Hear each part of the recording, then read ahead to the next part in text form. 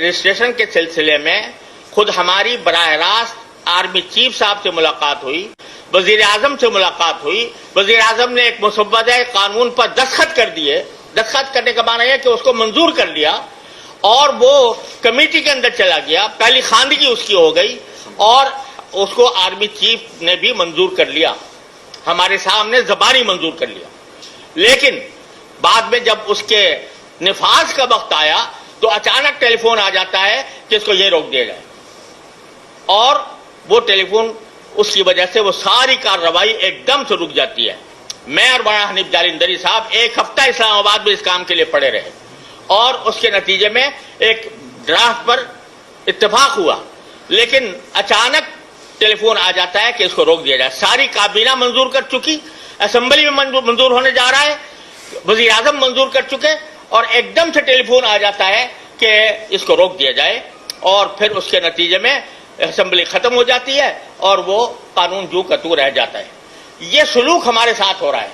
کب تک ہم یہ سلوک برداشت کرتے رہیں؟ کب تک ہم مدارس کو ذلیل کرتے رہیں؟ کب تک ہم ان کی ذلت برداشت کرتے رہیں اور اس بات کے تانے سہتے رہیں کہ یہ پتہ نہیں چلتا کہ کون چلا رہا ہے ان کو، اور یہ تانے سہتے رہیں کہ رجسٹر نہیں ہوتے.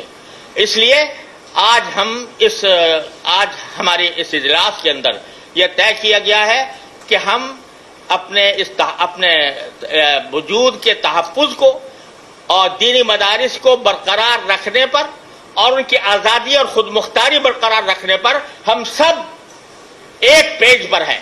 ہم سب الحمدللہ متفق ہیں اور اس بات کا عزم کیے ہوئے ہیں کہ ہمیں مدارس کی آزادی اور خود مختاری کا ہر قیمت پر تحفظ کرنا ہے، اور کوئی طاقت دنیا کی ہمیں اسے نہیں روک سکتی.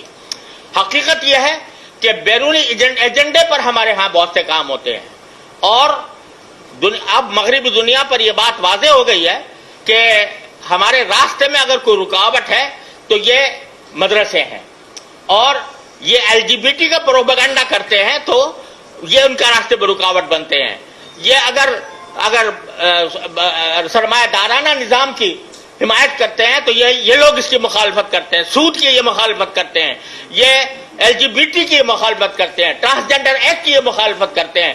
لہذا ہم در حقیقت بیرونی طاقتوں کا نشانہ ہیں، اور ہماری حکومت اور ہمارے ادارے افسوس ہے کہ اس حقیقت کا ادراک نہیں کر پا رہے، اور اس کی وجہ سے ہمارے ساتھ اس قسم کا سلوک ہو رہا ہے.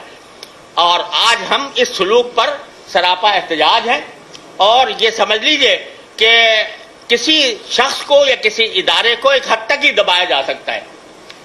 ایک حد ایسی آتی ہے کہ جس کے بعد وہ دبنا قبول نہیں کرتا، اور مجھے ایسا لگتا ہے کہ مجھے ڈر لگتا ہے کہ کہیں وہ ان حکومت کے اور فوج کی طرف سے ان اقدامات کے نتیجے میں وہ حد نہ آ جائے. بس یہ گزارش آپ حضرات کو